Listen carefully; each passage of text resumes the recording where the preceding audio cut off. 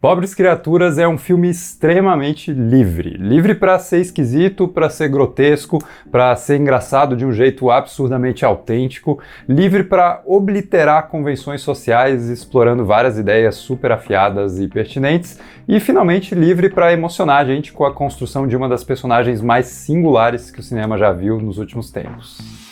É até difícil colocar em palavras o quanto eu senti que estava vendo uma demonstração tão poderosa da liberdade autoral de um diretor que eu já gostava muito, o Yorgos Lanthimos, mas que aqui se liberta não só tematicamente, não só na estrutura do roteiro e nas interpretações desinibidas do seu elenco, mas também na criação visual e sonora, numa construção artística totalmente refrescante, né?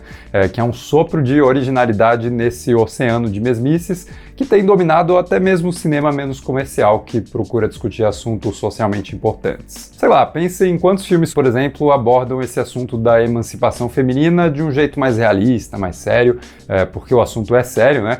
Mas ele também pode ser explorado de um jeito lúdico que talvez seja capaz de atingir outros tipos de público, ou mesmo gerar uma repercussão mais ampla e até mais duradoura. Eu vou ter que falar de Barbie aqui, porque esse é exatamente o tipo de coisa que Barbie também foi capaz de fazer, mas assistindo Pobres Criaturas eu ganhei uma compreensão maior sobre uma certa contradição aí inescapável daquele filme da Greta Gerwig. Por um lado, eu continuo admirando demais como Barbie conseguiu trabalhar ideias semelhantes a Pobres Criaturas dentro de um pacote tão comercialmente rígido quanto um filme de um brinquedo da Mattel, mas ficou muito claro para mim as limitações incontornáveis de Barbie, que jamais conseguiria falar sobre um tema tão complexo com o nível de profundidade e versatilidade que eu vi agora em Pobres Criaturas. E nem precisaria, né? Talvez esses dois filmes funcionem muito bem como obras complementares sobre o mesmo assunto, tipo Elvis e Priscila, O Ilusionista e o Grande Truque, ou melhor ainda, Oppenheimer e Godzilla Minus One.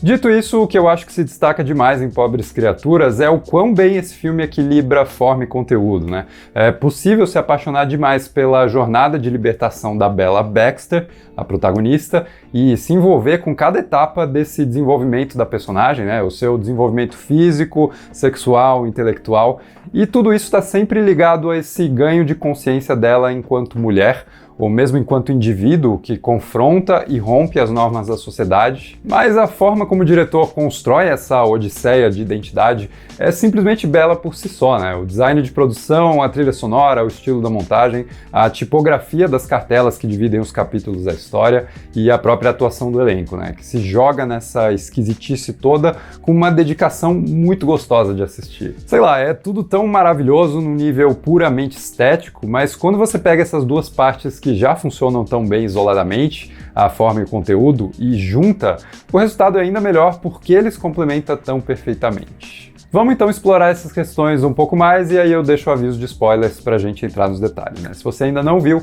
assiste lá primeiro e depois volta pra cá. Bom, logo no começo de Pobres Criaturas, numa cena de jantar entre a Bella e Deus, na verdade, o nome do personagem do Willem Dafoe é Godwin Baxter, mas a Bella chama ele abreviadamente de God, que significa Deus em inglês, e só esse trocadilho já rende uma camada enorme de humor e subtexto ao filme, né? Já que a Bella fica colocando boa parte das suas frustrações na conta de Deus. Daqui pra frente eu vou chamar o personagem de Deus também, só pra manter a coerência, né? Mas não se sintam ofendidos, eu tô falando especificamente do Deus com D minúsculo, o Deus Willem Dafoe, né? Que é uma divindade da atuação, convenhamos. Enfim, Deus tá lá jantando com a Bella e de repente, do nada, ele abre a boca e arrota uma bolha grotesca aí que flutua pela sala como se fosse um pequeno mundinho criado por ele. E essa ideia da bolha ficou comigo, né? Esse cientista que criou na sua casa esse pequeno universo de experimentos biológicos preservados ali dentro dessa bolha de convivência, como a própria Bella, né? Que é a sua criação mais valiosa.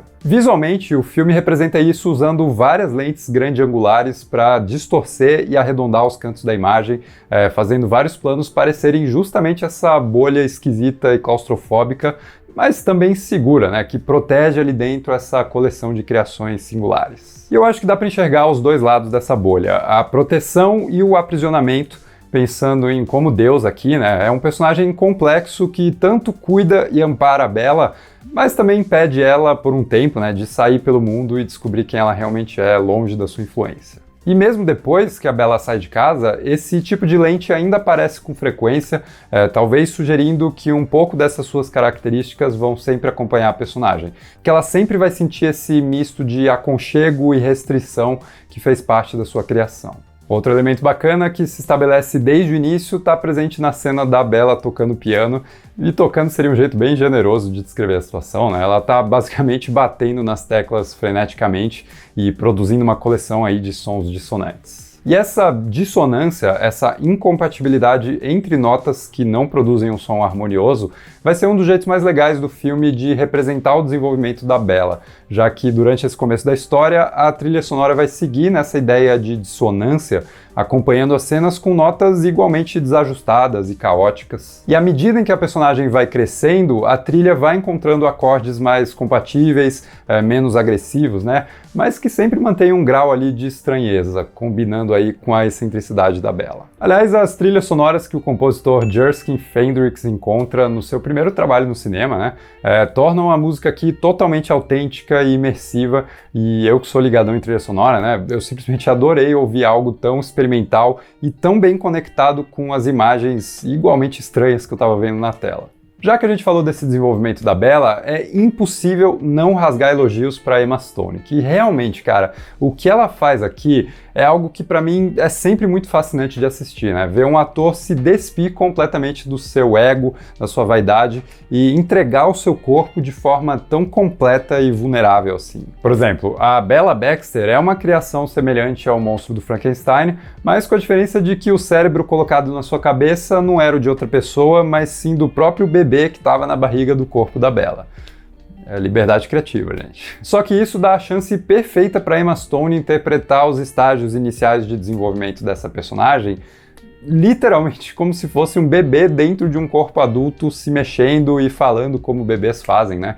Isso vira uma interpretação tão cheia de camadas e tão puramente divertida, né? Em ver alguém questionar de forma tão sincera aí algumas condutas que a gente repete há tanto tempo por uma certa inércia social. Sem contar que a Emma consegue, através dessa inocência e fragilidade inicial, criar uma conexão muito forte com a gente. Como se nós também fôssemos os protetores desse serzinho ingênuo descobrindo como funciona o mundo, né? E eu acho que ajuda muito que o próprio Deus, o Willem Dafoe, de novo, né? Ele também é retratado sob uma luz muito empática. E seria muito fácil vilanizar Deus como um cientista frio e desumanizado, mas o roteiro e o Willem Dafoe conseguem injetar tanto carisma e tanto amor paternal nesse personagem que isso acaba contribuindo demais para criar uma complexidade muito importante para a mensagem feminista do filme. Tipo, outras obras poderiam simplesmente pintar todos os homens como sendo manipuladores, possessivos e unidimensionais, mas Pobres Criaturas revela que as coisas nunca são tão simples assim, já que o amor que existe entre a Bella e o seu criador envolve tanto o reconhecimento de algumas privações que ele trouxe para ela, mas também uma superação desses problemas, né, de ambos os lados, e isso permite que eles preservem o afeto que têm aí um pelo outro. Uma dinâmica de personagem que, vale lembrar, nunca perde o bom humor, como na cena absurdamente hilária que envolve o Willem Dafoe descrevendo o processo biológico e as consequências catastróficas que esperariam por Londres caso ele ejaculasse. Agora, voltando para Emma Stone, por mais que ela comece a trama desse jeito tão caricato, tão nitidamente teatral, eu acho que o toque de mestre dessa performance é justamente o quão sutil é a transformação pela qual ela passa durante o filme, né? O jeito como a sua fala vai se tornando mais erudita, como os seus movimentos ficam mais fluidos, ou mesmo como a gente percebe o raciocínio que existe por trás daqueles olhos azuis gigantescos. É uma mudança tão drástica, feita de forma tão sorrateira, e eu realmente me surpreendi quando eu percebi mais pro meio do filme o quanto ela tinha mudado e eu nem tinha me dado conta disso. Mas vamos terminar falando de sexo. Uma das questões principais que eu tenho visto é de uma problematização do sexo dentro da história do filme, né? No sentido de todo esse despertar e desenvolvimento feminino da Bella estar atrelado à sua sexualidade. ou mais especificamente a quantidade de parceiros sexuais que ela tem, como se esse fosse o único jeito de uma mulher alcançar essa iluminação que o filme parece defender. Só pra gente resumir, na trama, a Bella sai de casa voluntariamente para viajar ao mundo com o personagem do Mark Ruffalo e passa a transar loucamente com ele até que os dois chegam em Paris, completamente sem grana, e por isso ela passa a ganhar a vida fazendo programa com uma coleção bem diversa de cidadãos franceses, e a cada programa ela aprende mais sobre si mesma e o mundo. Eu discordo um pouco dessa ideia de problematizar essa trama, por alguns motivos específicos. Primeiro que todo relacionamento com Mark Ruffalo parece fazer mais um comentário sobre como homens lidam com sexo, com relacionamentos, do que defender algum tipo de progresso específico que estaria acontecendo com a Bella por ela transar com esse cara. Na verdade, durante todo esse trecho do filme, a Bella se desenvolve fora do quarto. Quando ela sai para passear nas ruas de Lisboa ou quando ela interage com a velhinha fofa, que traz um componente muito importante desse despertar.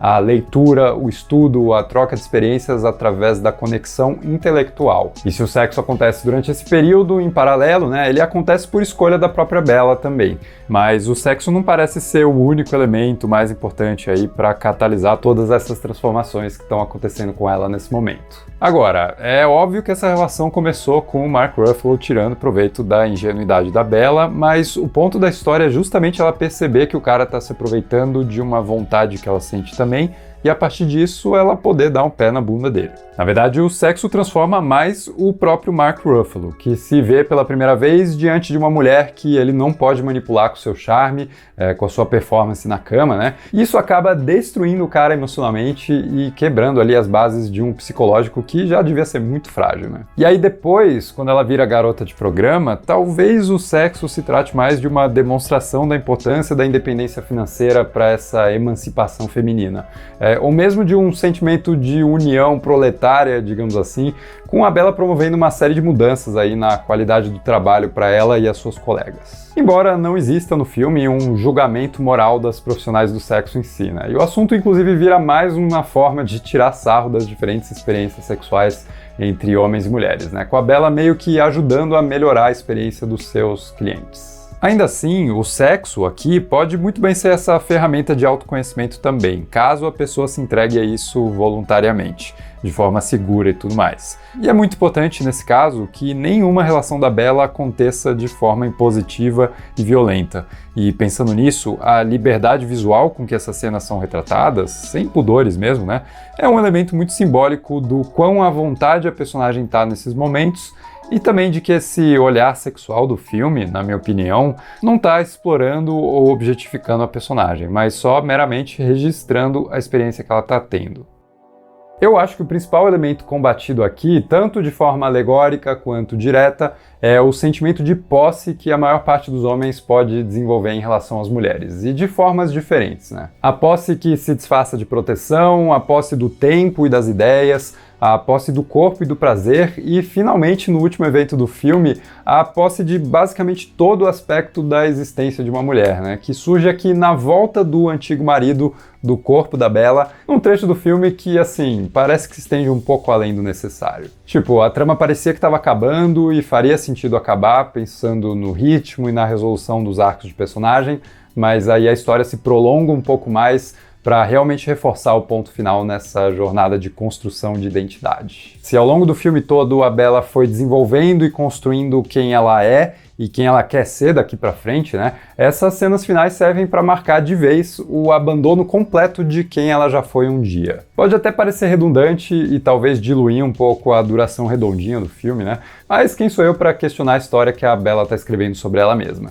E talvez essa seja a minha impressão final sobre o filme, né? Assim como a protagonista e a sua jornada de libertação, cara, como é bom assistir um filme totalmente livre para ser o que ele quiser, do jeito que ele escolher e durante o tempo que ele achar preciso. Mas diz aí nos comentários o que você achou de Pobres Criaturas, vamos continuar a discussão. Se gostou do vídeo, não esquece de deixar um like e se inscrever no canal, isso me ajuda demais também. E a gente se vê no próximo vídeo.